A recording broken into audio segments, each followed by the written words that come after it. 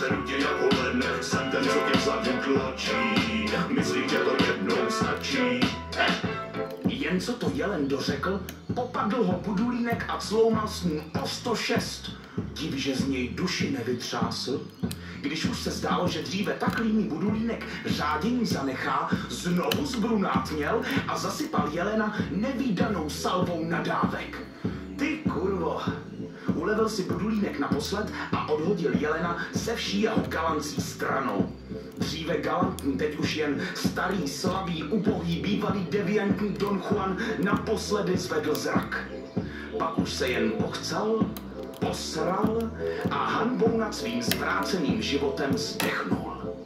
Budulínek nebyl rád, nebyl nerad, bylo mu to tak nějak fuk. Nasral si mě, ale takhle to skončit nemuselo. No což, kůži stáhnu, maso uvařím, kosti vlkům pohodím a převezmu vládu